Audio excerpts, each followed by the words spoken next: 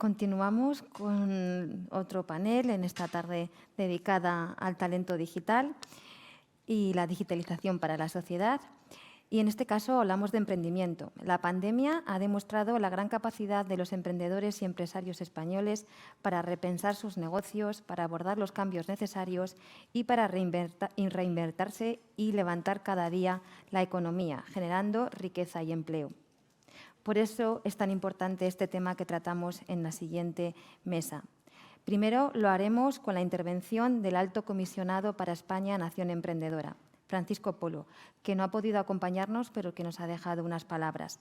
Francisco Polo es licenciado en Derecho y máster en Derecho por ESADE Business School, posgrado en Estudios Internacionales y Diplomacia por la Universidad de Barcelona.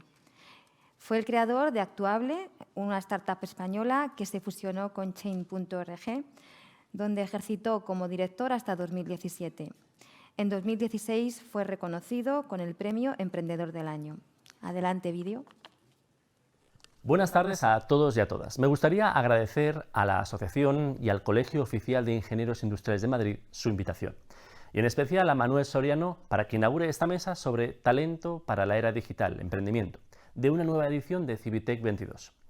En su cuarta edición, este congreso de ámbito iberoamericano se está consolidando como un foco de conocimiento sobre la digitalización de la industria, uno de los sectores tractores de nuestro país sobre los que se apoya la Estrategia España Nación Emprendedora que impulsamos desde el Alto Comisionado. La estrategia, articulada en 50 medidas, tiene como objetivo transformar el modelo económico del país a través del emprendimiento innovador para conseguir que España sea una nación emprendedora en el año 2030. Para alcanzar esta meta, esta misión de país, es fundamental el talento. Talento y emprendimiento van de la mano en la era digital. Para ello hay que trabajar en el ámbito de la educación y en el ámbito laboral. La formación en competencias digitales y el promover el emprendimiento desde la universidad y la formación profesional son algunas de las medidas recogidas en la estrategia. Avanzamos hacia la España Nación Emprendedora. Queda mucho por hacer, pero contamos con unos cimientos fuertes que se sustentan en 3 avances que me gustaría compartir con vosotros. En primer lugar, la propia creación del Alto Comisionado. Nunca en la historia de nuestro país habíamos tenido un órgano en la presidencia del Gobierno con el objetivo de hacer de España una nación emprendedora. La puesta en marcha del Alto Comisionado en enero de 2020 significa que existe un esfuerzo por promover la institucionalización en el ámbito del emprendimiento innovador. Esta institucionalización es fundamental para que los proyectos perduren en el tiempo, crezcan y reporten más beneficios en el medio y en el largo plazo. En segundo lugar, la Estrategia España Nación Emprendedora, que presentó el presidente del Gobierno en febrero de 2021. Esta estrategia articula 50 medidas para transformar las bases productivas del país, haciendo del emprendimiento innovador el rompehielos de un nuevo modelo económico.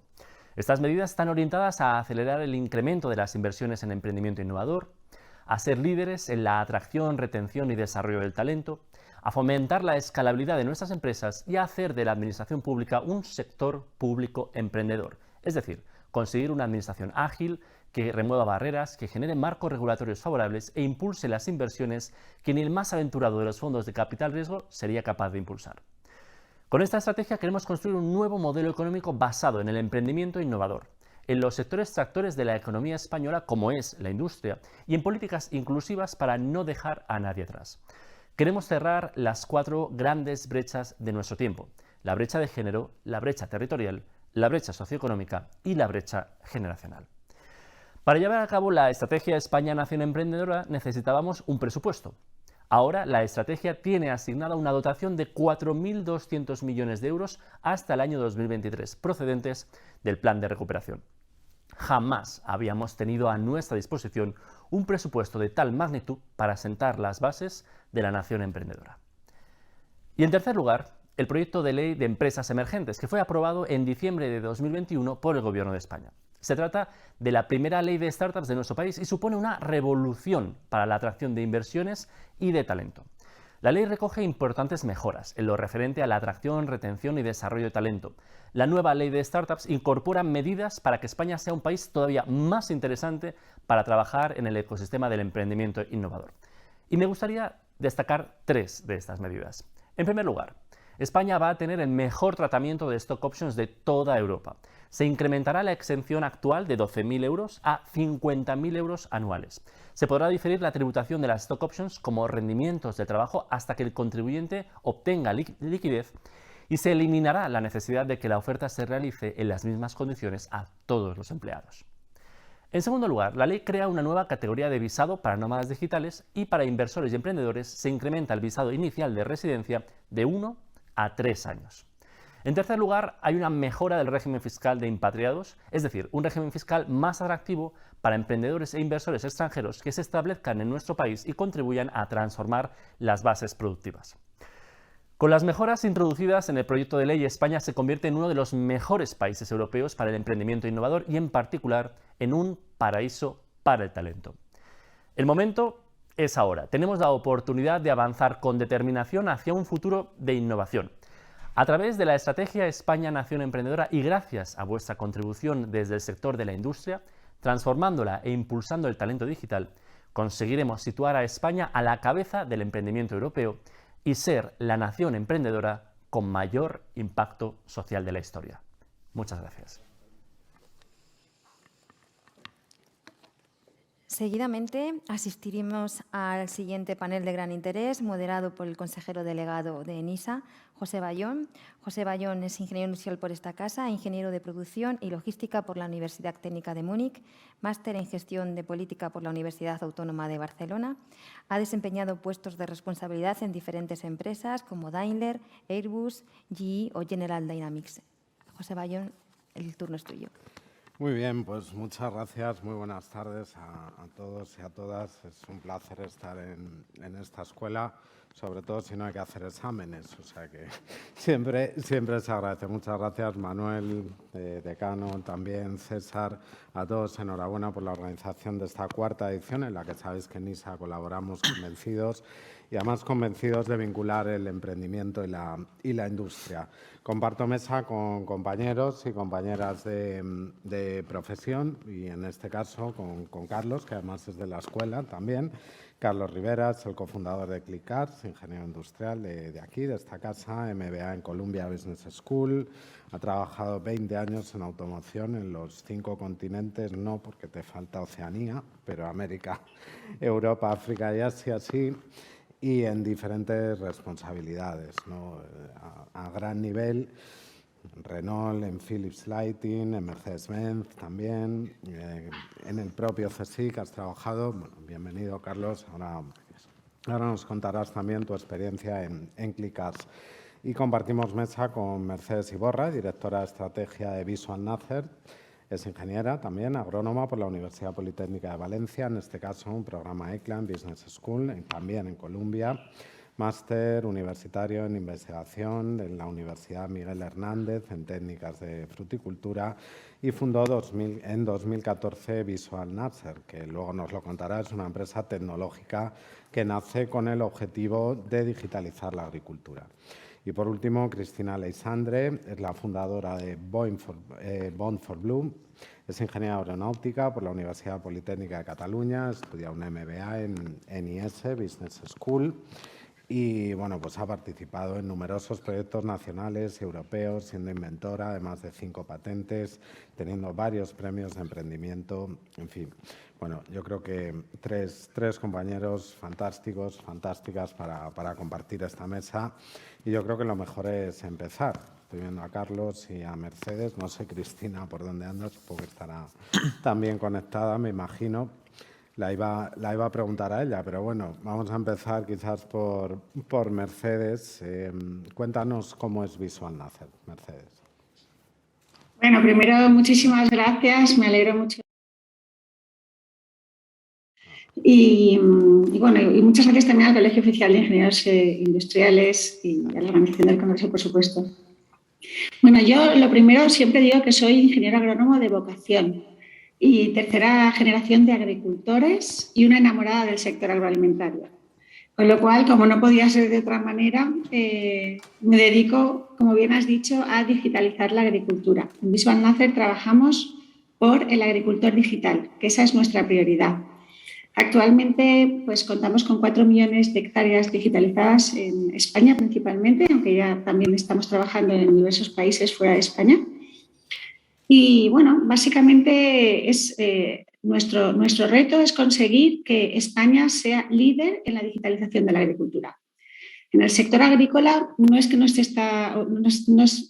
se haya estado utilizando tecnología hasta ahora, todo lo contrario. En realidad, el sector agrícola viene incorporando agricultura de precisión desde hace muchos años. No hemos dejado de innovar, pero ahora estamos en el momento del uso de la digitalización para sacar el máximo partido a los datos, para ser capaces, pues, de predecir con la mayor precisión y con la mayor antelación posible el riesgo de una plaga o enfermedad, los tratamientos que pueden resultar más efectivos, el momento óptimo de una recolección para ofrecer al consumidor la mayor calidad o la mejor forma, la más eficiente de regar los cultivos. Aquí interviene sobre todo, como os podréis imaginar, el diseño del software, que no solo es cosa nuestra, es también una co-creación con los clientes, con el conocimiento. Y bueno, y la parte más importante de todas es el equipo. O sea, el equipazo que tengo, eso, vamos, no es lo más importante que tengo, esa colaboración con los clientes, el equipazo y las tecnologías que tenemos disponibles. Y eso básicamente es, digamos, a la pregunta de qué es lo que estamos haciendo, ¿no? Porque tener en cuenta que el agricultor dispone de todos los datos del entorno de cultivo que proceden de tareas de campo, de sensores que monitorizan el suelo, el agua, la planta, el ambiente, índices satélite que semanalmente informan del estado de los cultivos, de máquinas conectadas, de bases de datos de fitos, de fertilizantes. Es muy importante tener todo el proceso bajo control. El agricultor necesita ofrecer calidad, trazabilidad, seguridad alimentaria y ganar dinero. Y así necesita eso, analizar en tiempo real y recibir alertas. ¿Qué es lo que hemos hecho nosotros para conseguir ese objetivo del agricultor digital, ¿no? Porque al agricultor se lo tenemos que poner fácil. Y para eso, pues hemos diseñado un producto como un paquete, ¿no? Un paquete para facilitar la adopción de la tecnología. En ese paquete, bueno, pues incorporamos una solución de gestión agronómica con el cuaderno de campo que es requerido por la normativa, con recomendaciones de tratamientos, la gestión de costes, el seguimiento satélite de los cultivos y un servicio de alertas que recibe datos que vienen de sensores instalados en el campo, de estaciones públicas y de estaciones virtuales. La verdad es que el objetivo es que realicen los tratamientos en el momento adecuado, optimizar el riego y reducir costes. En definitiva, pues producir más con menos. Tenemos que cuidar al agricultor y tenemos que cuidar del planeta. Así que, bueno, pues en esa estamos. Ese es nuestro emprendimiento, nuestra empresa y nuestro objetivo vital. Muchas gracias, Mercedes. Luego nos contarás un poco más sobre el sector que también en ISA nos interesa, que junto con el Ministerio de Agricultura impulsamos con una línea específica. Y nos vamos a otro sector, un sector muy de aquí, de esta casa, muy de los ingenieros industriales, como es la automoción, ¿no? Tú lo conoces, Carlos, en los 20 años de experiencia que has tenido en diferentes posiciones, ámbitos de todo lo que es la propia cadena de valor, ¿no?, del sector y diferentes marcas, continentes, etcétera. ¿Cómo impacta la digitalización en vuestro negocio, en Clicars? Luego nos lo contarás también, está en el centro, obviamente, es el núcleo del modelo de negocio. Pero ¿cómo ves en general esta digitalización en vuestro sector, en la automoción? Cuéntanos.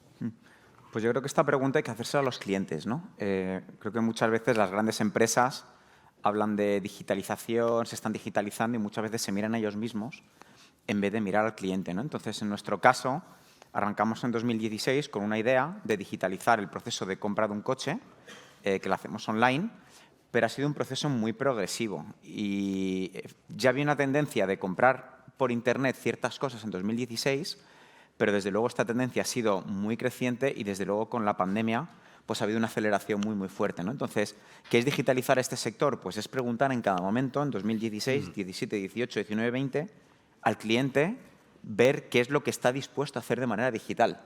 En el primer momento no estaban dispuestos a pulsar un botón transferir 20.000 euros y esperar en su casa en Girona que le viniera un coche, ¿no? Porque no había esa cultura todavía, no había esa confianza. A día de hoy y hace 2 años ya sí es posible, ¿no? Entonces, a la pregunta en 2016 era, ¿estaban dispuestos a señalizar un coche, a hablar con un asesor comercial por teléfono para ver cómo estaba el coche, condiciones de financiación, comparativa entre diferentes modelos, etcétera? En 2022 es hacer absolutamente todo online, como mucho una llamada de teléfono para confirmar todo lo que el cliente esperaba y a qué hora y en qué calle y en qué número le vas a entregar el coche.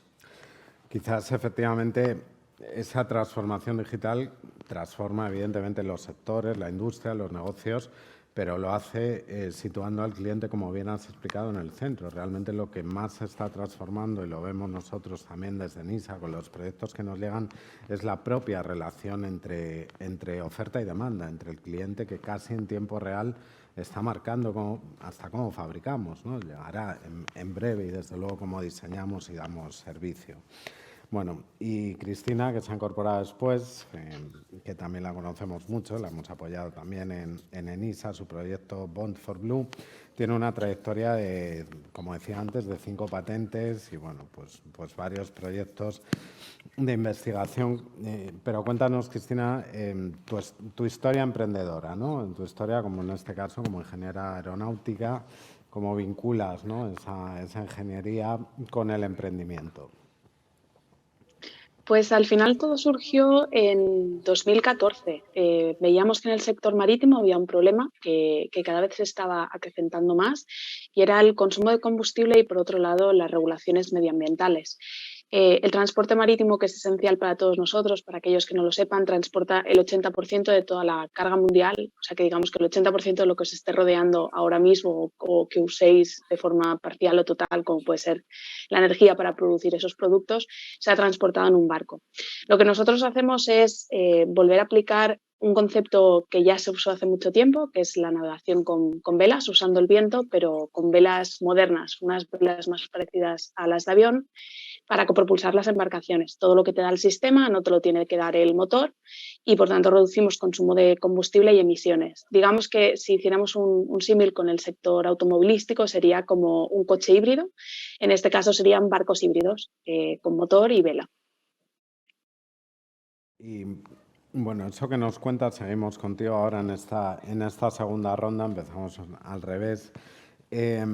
Efectivamente, esto de barcos híbridos, ¿no?, esta innovación que tiene que ver completamente con la sostenibilidad. Vivimos, bueno, una revolución digital y sostenible en ambos ámbitos. Tenemos 3 ejemplos aquí.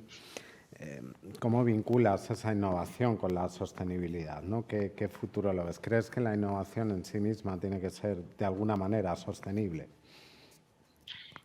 Yo creo que sí, no tiene que ser, o sea, de otra manera no podría ser. Digamos que el transporte marítimo, y volviendo un poco a la temática que a mí me concierne, ha estado haciendo negocio desde hace muchísimo tiempo sin prácticamente importarle lo que estaba quemando. Hasta hace relativamente poco, 2020, justo el 1 de enero, entró en vigor una ley que les obligaba a usar un combustible más limpio, que es el gasoil marítimo, que aún así es muchísimo más sucio de lo que nosotros usamos en los coches, ¿no? Imaginaros, nosotros en el sector automovilístico estamos pensando en abandonar este combustible y así estamos en esa transición y ellos justo acaban de empezar a usar el gasoil marítimo. Lo que usaban antes era una pasta negra que era puro azufre. O sea, son números inimaginables, ¿no? Los 16 barcos más grandes del mundo contaminan lo mismo que toda la flota mundial de coches en términos de azufre. Y si el sector fuera un país, en términos de emisiones de CO2, sería más contaminante que incluso Alemania. Digamos que no hay forma más que pasar por la sostenibilidad para seguir haciendo negocio ya no solo en el transporte marítimo, sino en cualquier otra industria. Pero de cierta forma no olvidemos que hacer un sector más sostenible no implica mayores costes. Las tecnologías que hay hoy en día disponibles, sostenibles, son eficientes en coste y hacen que tengan incluso un impacto positivo en su cuenta de pérdidas y ganancias. Así que si tenemos tecnologías como estas, ¿por qué no usarla, ¿no? Hay que romper estas mentalidades de hacer negocio como se ha hecho desde siempre y empezar a usar tecnología que está disponible y que cada vez va a estar más disponible.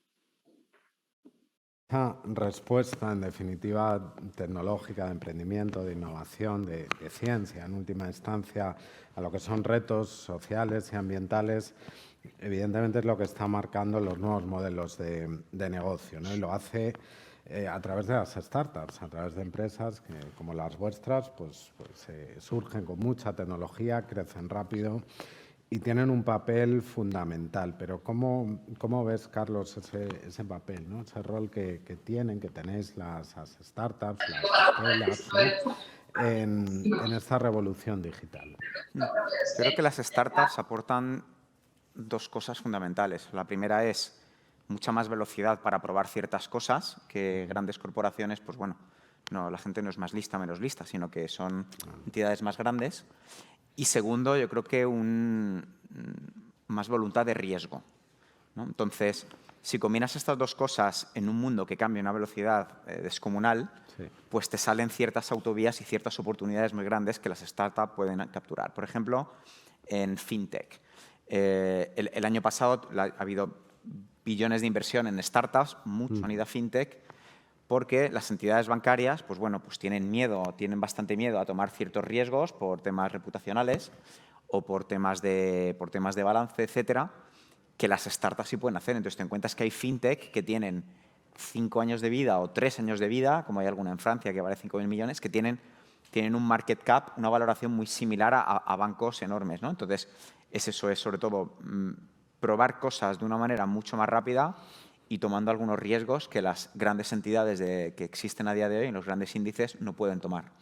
Sin duda esa combinación, ¿no?, entre solidez y capacidad de arriesgar y rapidez, ¿no?, que hace falta, que se llama un poco esa combinación entre corporaciones, startups, cada vez más necesaria, la innovación abierta, ¿no? Además, hablabas del sector fintech, por cierto, un sector en el que España, dentro de las startups, es líder en Europa. Es uno de los grandes países en desarrollo fintech junto con Reino Unido en nuestro continente, ¿no?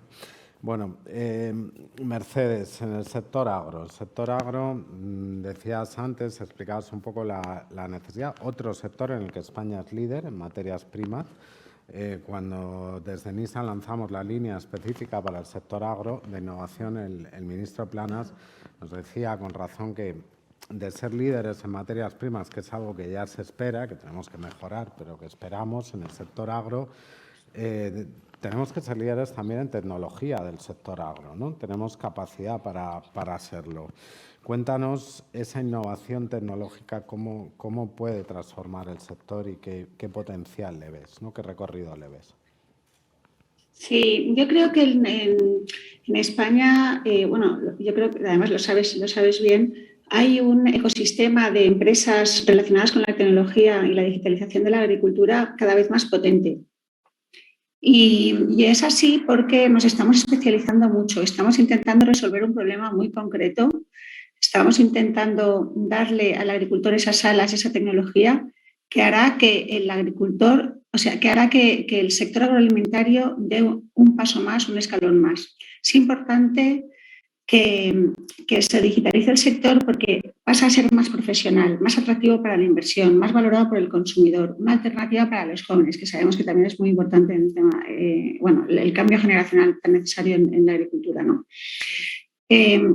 Por eso, bueno, pues cuando hablamos de la transformación del sector agroalimentario es por un lado una necesidad y por otro lado es como la palanca que va a conseguir que los jóvenes se incorporen al sector agroalimentario. Si no, no tiene mucho futuro, la verdad. Entonces, bueno, en España, tanto en ISA, que como bien dices, está apoyando mucho al sector agroalimentario, también las ayudas de los fondos europeos Next Generation, que van a ser una palanca importante, o iniciativas como la digitalizadora agraria, en la que pues, hay grandes corporaciones como puede ser Agrobank, que también de la Caixa, que también está muy comprometido con la digitalización del mundo agro, pues están apostando a todos a tope. El kit digital, que para los pequeños y medianos agricultores pues también va a ser una ayuda financiera. En fin, son barreras que también existen dentro de este sector para la digitalización en las que bueno, pues por todos los lados se está intentando gestionar.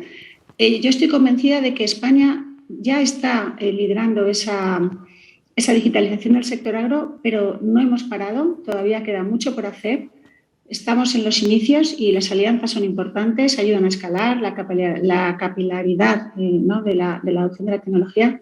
Eso es, digamos, en lo que tenemos que trabajar. No pensar que tenemos que ser cada una de las startups o cada una de las empresas que nos dedicamos a la digitalización y ayudar al agricultor, sino que tenemos que buscar alianzas, tenemos que buscar colaboraciones y buscar ese bien común, ¿no? Que es poner a España en el liderazgo de la transformación y de la agricultura digital. Tened en cuenta que lo hablaba también hace poco en una comida, que no, si pensamos en referentes digitales en la agricultura, tampoco hay tantos. De hecho, a nivel mundial no los hay. Entonces, bueno, pues igual que tenemos referentes de otras industrias, debemos ser capaces de tener referentes en la industria agroalimentaria. Y bueno, y ahí por eso hablo de esas alianzas y bueno, todo este impulso que se le debe dar para tener un referente. Y seguimos contigo ya la tercera ronda. Bueno, efectivamente, hablabas, es evidente, ¿no? Vincular a gente más joven, a talento más joven, al mundo agro pasa lógicamente por la digitalización. Además, es un sector que combina estupendamente, por cierto, esos dos vectores de cambio, ¿no? También la sostenibilidad, en fin, biotecnología. Hay varios elementos ahí con gran potencial, pero el sector agro sigue teniendo en el centro, o muy en el centro, a los agricultores y agricultoras, que son menos, ¿no? Pero que también. ¿Cómo combinamos estas dos cuestiones? Porque no es sencillo, no están dados, esa es la verdad. Están dados a la tecnología, pero una tecnología quizás no tan digital, ¿no? ¿Cómo se combina eso? ¿Qué necesita? ¿Qué recursos necesita un agricultor, una agricultora para sacar ese provecho de la tecnología? Pues necesita, por un lado, que desarrollemos las empresas tecnológicas tecnología fácil de usar, intuitiva, y que estemos ahí, que estemos apoyándole. No entendemos, bueno, yo no entiendo al agricultor digital como una persona o un profesional que viaje solo, que utilice solo la tecnología, sino que utilice la tecnología para colaborar con un entorno de formación, con un entorno de asesoramiento y eso es a lo que le tiene que ayudar la tecnología, a que desde en la palma de su mano, ¿no? Le permita gestionar ese cambio. Y para nosotros eso es un reto muy, muy importante. Y ahí vuelvo al equipo, ¿no? Para desarrollar esa tecnología que sea sencilla, necesitas tener un equipo comprometido, un equipo que les importe la agricultura, que le importe la transformación que estamos viviendo. Y insisto, esa es la parte más importante. Sé que soy bastante, estoy bastante focus con eso, pero realmente con todos los cambios que estamos viviendo y con todos los cambios vertiginosos que de forma vertiginosa se están ocurriendo, pues hay muchas oportunidades y la verdad es que estamos agradecidos a todos aquellos que dedican su vida, su trabajo y su esfuerzo a digitalizar y a transformar la agricultura. El agricultor necesita una empresa comprometida detrás y necesita que la tecnología le ayude a estar en un ecosistema y sentir que está para ayudarle. Y hablamos de sectores, pero realmente casi cada vez es más difícil, ¿no? Hablar de sectores, porque la propia digitalización hace que todo sea transversal. Nosotros trabajamos con empresas del sector audiovisual, con desarrolladores del sector audiovisual, que al final acaban haciendo aplicaciones que se utilizan en medicina y en biotecnología, ¿no? Esto de los CNAES ya casi es una abstracción que tratamos de hacer cuando tenemos que hacer alguna orden de bases, alguna ley, porque la realidad nos supera, ¿no? Con esta convergencia de tecnologías. Y en ese aspecto, Cristina, que no sé si se ha ido o sigue por ahí, no, me parece que no está. Pues voy a seguir con Carlos. Así, sí que está, sí. Sí, está Cristina. Es que no la veo aquí. Voy y vuelvo. Vas y vienes. Sí, no sé si te has ido con el barco y estás dando vueltas. Te quedas sin cobertura, pero te va a aparecer y desaparecer. Bueno, cuéntanos, a ver, en toda esta mezcla de sectores, de tecnologías, de digitalización, de sostenibilidad, todo lo que es el sector marítimo, nos lo explicabas antes, pero también tiene, lógicamente, una parte del propio sector aeronáutico, del propio sector energético. ¿Cómo ves la capacidad de emprendimiento en un sector que lo explicabas un poquito antes, ¿no? Pero me gustaría que lo contaras un poco más, que tradicionalmente a lo mejor no era tan dado a ese emprendimiento, ¿no? Era mucho más de grandes corporaciones, de grandes empresas. ¿Cómo se ve esa capacidad de emprendimiento ahí? Yo creo que es una gran oportunidad. Es un sector que justamente no ha innovado desde muchísimo tiempo atrás y se enfrentan muchísimos retos todos juntos. Todo lo que hemos visto en el sector automovilístico, coches, la transición energética, autónomos, Internet de las cosas, todo esto está pasando o va a pasar en el sector marítimo. Se necesita muchísimo talento y hay una oportunidad de negocio brutal. Justamente el va a venir de otras industrias y aeronáuticos, gente que viene del sector de torres eólicas, tenemos gente del sector de control, pero de barcos, y hay de barcos de coches y motos.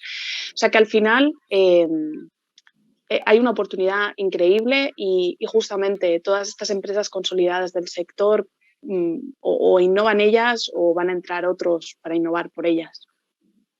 Muy bien, y antes de dejar un poquito de tiempo, Carlos, para el público, si alguien quiere desde aquí o desde quienes nos estén siguiendo por streaming, hacernos alguna pregunta, bueno, pues volvemos a nuestro sector del automóvil, ¿no?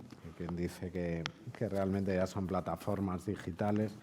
Los ingenieros mecánicos nos resistimos mucho a esa definición. Pues nos sigue gustando. Mientras haya movimiento, hay esperanza, ¿no? También para nosotros. Pero Clicars, sin duda, tiene la base del éxito en ese modelo digital. Cuéntanos un poco más, ¿no? Os habéis convertido en el Amazon, como dicen muchos de los coches, tenéis un crecimiento tremendo, habéis sido premiados como empresas, startups realmente más innovadoras, mejor equipo. Cuéntanos un poco el secreto, ¿no? La fórmula de la Coca-Cola que tenéis. Bueno, por definir éxito, ¿no? O no éxito. Algunas cifras de Clicars la montamos en 2016 y a día de hoy, pues bueno, hemos facturado más de 400 millones de euros. Somos más de 600 personas siendo rentables y con solo 5 millones de euros de capital, ¿no? Que yo creo que en el mundo startup pues está bastante bien. Si es éxito o no, ya lo dejo para vosotros. Pero sí que diría 3 cosas. La primera, volvemos a lo mismo. Poner al cliente en el centro de verdad. O sea, al igual que la mayoría de empresas dicen digitalización y dice yo tengo el cliente en el centro, luego hay que hacerlo, ¿no? Y en nuestro caso sí que es cierto, ¿no? Ponemos al cliente en el centro, vemos cómo evolucionan sus diferentes necesidades, cómo han evolucionado y nos hemos ido adaptando. Por daros un par de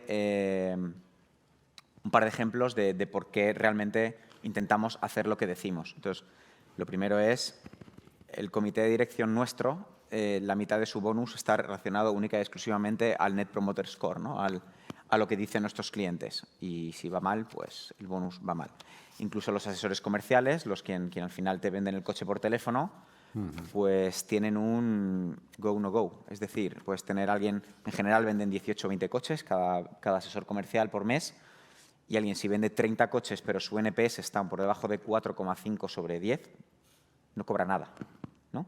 Entonces, son 2 ejemplos de que, bueno, el ejemplo del bonus es uno y otro, que bueno, ya no podemos hacerlo lamentablemente, pero al principio de la compañía, cuando vendíamos nada, 20, 30 coches al mes, era mucho más grave en un 4 en Google, 4, no un 3, un 2, un 4 en Google, que fallar en el business plan por 2 o 3 coches, ¿no? Entonces, obviamente somos muy orientados a resultados, pero en aquel momento nos dolía mucho más el 4, parábamos la empresa, juntábamos a todo el mundo y mi socio y yo llamamos al cliente para preguntarle qué había pasado para que no nos diera 5 estrellas, ¿no? Estos son ejemplos totalmente reales. Entonces, primera clave de los números que tenemos, el foco en el cliente. Segundo, muy importante, el equipo. Creo que bueno, pues tuvimos el acierto de crear un equipo muy potente muy pronto. Por ejemplo, la tecnología, ¿no? Entonces, obviamente, para digitalizar, hablando de digitalización, pues la tecnología es clave, pero el acierto que tuvimos fue de meter un director de tecnología y un equipo de tecnología en el mes 8. Bueno, ¿por qué en el mes 8? Si lo hubiéramos hecho en el mes 1, hubiera sido un error, porque todavía no sabes lo que quiere el cliente. O sea, habíamos montado la startup, pero pero no teníamos perfectamente calibrado qué es lo que realmente quería el cliente y qué no. Entonces, digitalizar lo que el cliente no quiere, pues es un error, ¿no? O haberlo hecho en el año 2, pues también hubiera sido un error, porque era demasiado tarde. También ya tienes demasiada gente, ya se crean inercias, ¿no? Entonces, eso en tecnología, y al igual hicimos con marketing, finanzas, pues gente que era mejor que nosotros dos en cada uno de esos verticales y que es gente que nos sigue acompañando. Con lo cual, bueno, 1, foco cliente, 2, equipo. Creemos que esos son los dos pilares, ¿no? Y yo creo que en este mundo de emprendimiento, startups, en el que pues, hay mucho dinero en fondos de inversión ahora mismo para startups, ¿no? Y hay esa tentación de decir, oye, ¿a qué startup se le ha metido dinero? Voy a ver qué quiere este inversor y me adapto. Creemos que es un error. Creemos que es, primero, ver qué necesidad de clientes hay insatisfecha ahí fuera, idealmente un mercado grande, fragmentado, etcétera. Luego, un gran equipo y la inversión ya vendrá. Tu mejor inversor son los clientes, que día a día ponen dinero en tu compañía en algo que están dispuestos a pagar más de lo que te cuesta a ti, ¿no? Pues lo comparto y lo compartimos plenamente desde NISA, ¿no? También nos preguntan muchas veces cuál es el éxito de los proyectos. Pues el éxito es el mismo que ha sido siempre, es decir, tener, como dices tú, un mercado, un cliente, una necesidad y tener un producto, un servicio, un proceso que dé respuesta a eso. A partir de ahí, sectores, herramientas, instrumentos vienen después, pero si se pierde ese foco, efectivamente, estás a la deriva, ¿no? Bueno, muchas gracias a los tres, a Cristina, a Mercedes, a Carlos, un placer. Pero antes nos quedan, me parece que 5 minutos y medio, antes de pasar al final, pues no sé si hay alguna pregunta que queráis hacerles, tanto el público que estáis aquí en la escuela como quienes nos están siguiendo. Bueno. Señor decano. Sí.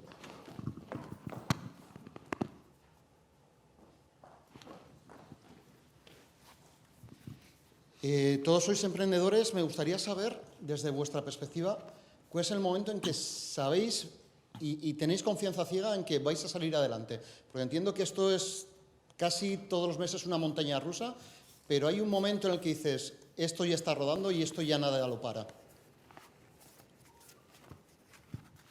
Pues por el orden que queráis, porque la pregunta tiene miga. Venga, Carlos, le damos por ti, que has terminado antes. Volvemos a lo mismo, es decir, en cuanto vimos exactamente cuál era la necesidad de cliente que estaba insatisfecha, los ingresos vienen automáticamente los ingresos, vienen los beneficios, puedes contratar más, puedes invertir más en tecnología y tiene un círculo realmente virtuoso. Les contaremos una anécdota en ese sentido, que cuando mi socio y yo éramos ejecutivos en la banca del automóvil, la verdad es que vivíamos fenomenal, ganábamos mucha pasta y tal, pero nos faltaba algo de chispa y decidimos meternos en esto sin ganar nada, metiendo nuestros ahorros y trabajando 20 horas al día, ¿no? Como todos los emprendedores, yo creo.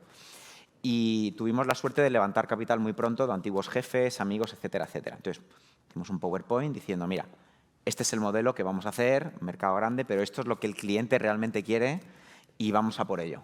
Bueno, arrancamos un 2 de enero y el 16 de enero hicimos una junta extraordinaria. Dijimos, ¿recordáis que nos habéis dado dinero para esta idea brillante que hemos traído de Estados Unidos, magnífica? No funciona. Pero hemos pensado que vamos a retocarlo de esta manera porque vemos que el cliente lo prefiere así. O sea, nuestro primer modelo era ir a casa de los clientes, sacar fotos a los coches, anunciarlo y cuando se vendiera el coche le vamos al cliente, le pagamos y venimos. 2016, el cliente quería el dinero en el momento, no quería promesas porque ya está un poco cansado de la compraventa, que tiene una reputación extraordinaria, la compraventa de coches, eso lo sabemos todos. Entonces, a los 15 días de mi socio y yo llamar a clientes, dijimos que no y vimos que había otras startups grandes que pagaban en el momento. Entonces dijimos, oye, ya que hemos levantado capital, pues en vez de invertirlo en esto, de momento vamos a pagar los coches y luego ya veremos. Bueno, despegamos de manera brutal. El primer año facturamos 5 millones. En aquel momento nunca una startup había facturado 5 millones el primer año. Luego 15, 30 y la historia es hasta el día de hoy. Y luego, curioso, 3 años después, como ya tenemos un nombre, esta idea de ir a hacer fotos, vender y solo pagar cuando tengas el coche vendido, lo hicimos con profesionales, con empresas de renting, con empresas de alquiler, etcétera, porque veían que éramos un canal muy potente para vender online. Entonces, más o menos, la historia se repitió, pero sí que es verdad que hicimos una junta a las 2-3 semanas diciendo vuestro dinero en la idea que apostaste no era esa porque el cliente no necesita esto, necesita otra cosa. Bueno, a Nisa no nos contaron todo, pero como iban devolviendo el dinero, pues tampoco nos lo tomamos de forma personal. Mercedes, sí, Cristina, contadnos. Muy rápido, por favor. Bueno, pues sí, si queréis digo yo, en realidad el saber que esto ya va, siempre hay momentos en los que piensas esto ya va, especialmente cuando ya empiezas a ganar dinero, ¿no? Y la empresa pasa a números positivos, pero nunca hay que dormirse. Y ha habido mucha prueba-error. En realidad, cuando ves que te atascas por algo que, bueno, como decía Carlos, una queja, una mala valoración, etcétera, cualquiera de esos son alertas, ¿no? Todo eso son síntomas de alertas que tienes que atender y no se puede. Digamos que yo creo que los emprendedores somos optimistas por naturaleza. Siempre pensamos que va a ir bien porque estamos trabajando por un foco y por un objetivo que sabemos que tiene valor, pero no caemos en el de a partir de ahora todo va a ir bien. No somos tan confiados, diría yo. Cuéntanos. Yo creo que estoy un poco alineada con Mercedes, en el sentido, bueno, sobre todo en nuestro caso, que hay un riesgo tecnológico muy grande, ¿no? Al final hay una I+D detrás, la vela más pequeña es de 12 metros y es como un edificio de 7 plantas. Un edificio de 7 plantas que se va moviendo con un sistema de control autónomo, que va en un barco con unas condiciones que no puedes predecir prácticamente lo que va a pasar y con un riesgo altísimo. Y luego la escalada de la tecnología en la que hoy por hoy también nos encontramos, digamos que estamos en precomercial. Entonces, cuando arranca, yo creo que cada día tienes momentos como de hitos que vas cumpliendo, pues desde crecimiento de equipo, firmas de primeros contratos, las primeras instalaciones en nuestro caso, armadores de mayor tamaño o más reconocidos. Entonces, para mí es como unas subidas y bajadas, ¿no? Te vas encontrando cosas por el camino, pero al final yo creo que en global es ver cómo va subiendo y eso es lo que te anima, ¿no? Y cuando ves que tu proyecto va teniendo impacto, en nuestro caso impacto medioambiental y económico, pues eso te anima a continuar. Pero creo que no he llegado sinceramente a un punto que diga ya está, todo va rodado y no me tengo que preocupar para nada. O sea, yo creo que cada etapa tiene sus problemas. Muy bien, pues enhorabuena a los tres y concluimos esta mesa importante. Era un placer moderarla aquí también en esta escuela, en mi escuela, y vincular sobre todo, que es lo que tratábamos de hacer cuando nos hemos sumado como ANISA a este Civitec, algo tan importante y fundamental como es la industria con el emprendimiento que necesitamos y que necesita un carácter industrial. Nada más y muchas gracias. Buenas tardes.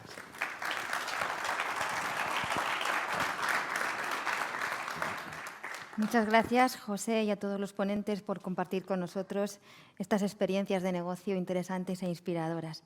No quiero dejar pasar la oportunidad de destacar la línea de financiación que tiene NISA, Emprendedoras Digitales, para impulsar el emprendimiento digital femenino. Enhorabuena por esta iniciativa. Y estamos llegando al final de esta tercera jornada o día de Civitec 22. Nos queda la sesión de clausura, cuya presentación correrá a cargo de su director, Manuel Soriano. Ha sido un verdadero placer compartir estos días con vosotros y una oportunidad muy enriquecedora. Muchísimas gracias.